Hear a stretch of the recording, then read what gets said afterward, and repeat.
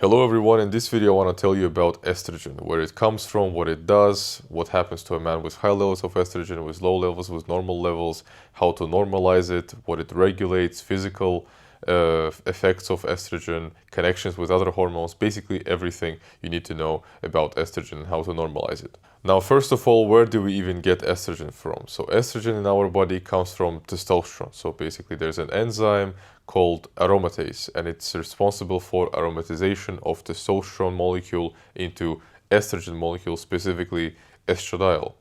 Estradiol is responsible in our body. It's not responsible, but regulates your emotional expression, emotional intensity, your impulsivity, these emotional and also physical explosions, for example, during also weightlifting or fighting, and it's also responsible for survival reactions, these explosive reactions towards potential danger. It also has cardioprotective properties, which means it maintains your cardiovascular health. Also, on physical effects, it shapes your body composition towards a female phenotype. I'm pretty sure you've seen some men with a lot of body fat in their lower body. That's actually a very good sign that they have very high estrogen because of the fat distribution, feminine fat distribution. And masculine fat distribution is mostly on the upper body. So it's arms, the stomach, even, chest, on upper body, basically. It also influences water retention.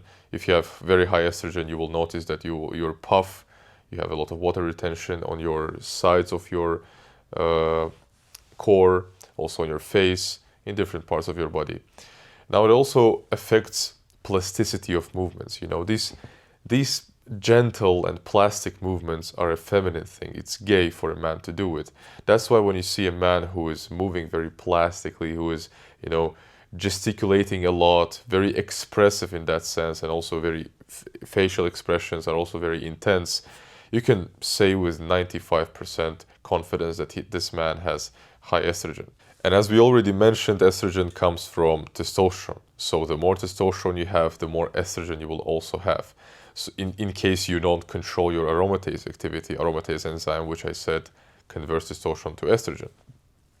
Now, that's why it's completely normal for a man with very high testosterone levels have also relatively high estrogen.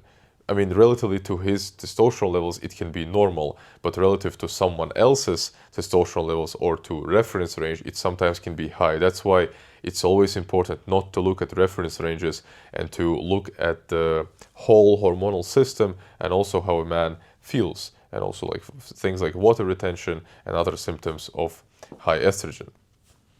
It also is also connected to prolactin. When estrogen rises, prolactin always rises too, and not always vice versa though. A lot of times, of course, when prolactin rises, estrogen rises too, but it sometimes happens that estrogen is normal and prolactin is very high, because prolactin is more dependent on some other things. Now, it's still connected. When estrogen increases, as I said, always your prolactin also increases. So if you have very overactive aromatase, if you have a lot of body fat, for example, your prolactin will also significantly increase. And as we know, prolactin is a direct antagonist of dopamine and testosterone, which will make you literally less of a man. It is also directly connected to excitatory neurotransmitters like adrenaline, glutamate, especially during situations of emotional intense stress. Now, what happens to a man with high levels of estrogen? Obviously, he becomes very emotionally unstable. Also, mannerism, too much plasticity in movements, too much gesticulation, too much expression in general, maybe even talking too much, swelling all over the body because of water retention, improper fat distribution, just makes a man more feminine in general and puts a man on lower positions of social hierarchy. Now, on low levels, everything is the opposite. You become more calm, collected, and emotionally stable, basically more masculine in your behavior, and also your body looks more testosterone built, testosterone dominant. Now, how to normalize it? A physical way to normalize is there are only two things you need to focus on. It is your liver health and also aromatase enzyme activity. Now, liver health is basically why it's important, because your metabolism of estrogen and estrogen detox of excess estrogen happens in the liver. If your liver is congested, if it's not working properly, your liver is going to stay in your body, is going to cause hormonal issues.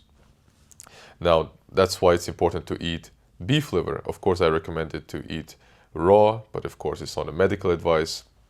It's just what I do and what I've seen to be very, very effective. Raw liver is full of enzymes, full of bacteria that is beneficial for you, and also minerals, vitamins, which is going to support your whole body function and your liver detox too. Now, when it comes to aromatase activity, a lot of things can affect it. For example, body fat. If you have excess body fat, it will significantly increase your aromatase activity and conversion of your testosterone to estrogen, because that conversion happens exactly in fat tissue. So the more fat tissue you have, the more conversion you will have. And also mineral deficiencies, especially zinc. Zinc is very important in controlling improper activity of aromatase enzyme. That's why if you're not getting enough zinc from your diet, from red meat, from organs, from oysters, you should start supplementing. Now, another aspect of normalization of your estrogen is psychological. As I said before, estrogen regulates your emotional expression, and it rises during intense emotional stress. Now, that's why every time you feel something emotionally intense, some emotional stress, if you bottle it up, if you keep it inside, if you do not release it at all, it will significantly, especially over time, if that happens a lot, it will significantly increase your estrogen and thus increase your prolactin and just mess up everything. That's why it's very important to freely express your emotions. For some reason, we live in a world where there's a idea that men should not express their emotions. This is bullshit. Men should do whatever the hell they want to do. Every man should freely express his emotions. Now, there's a misunderstanding here. It's not that a man should be emotional. It's that he should freely express his emotions. The problem is that men nowadays are so unhealthy that they have too many emotions to express. That's why when they express them, they seem very emotional. If you're a healthy man in your natural state, you will just simply not have the intense emotions all the time to express them.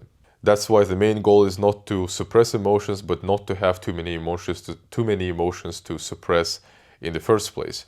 Now, that's why it's very important also to be in friend groups and spend time with people who you can freely express yourself, who you can freely be yourself. Because if you're spending a lot of time with people in environments where you have to fake yourself, have to bottle up your emotions, have to just push yourself to act in a certain way, this will cause really strong emotional stress, which will significantly increase your cortisol and increase your estrogen and just mess everything up in your hormonal system and in your health in general, psychological health too.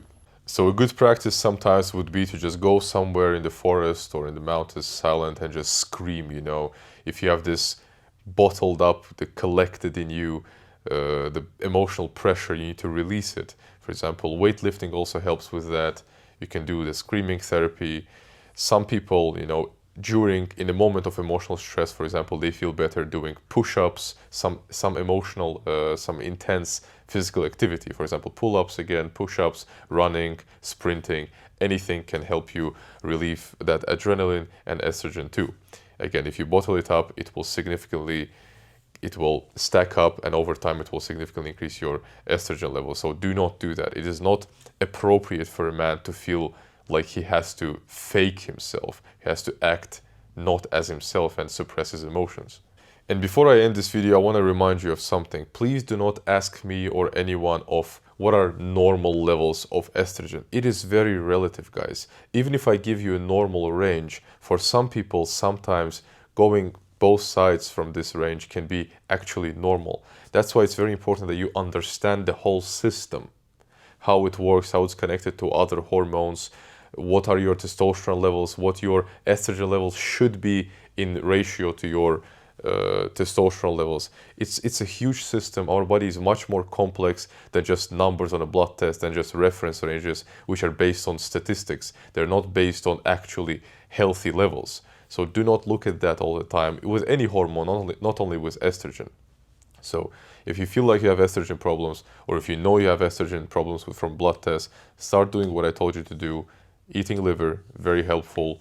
Expressing your emotions, not bottling up your emotional stress, and of course, controlling other hormones like cortisol and testosterone too. So thank you for watching. I really hope you learned something here and it will be helpful for you. So don't forget to click the subscribe button, click the like button, comment something if you have a question, or if you just want to appreciate what I do here. And yeah, wait for more videos.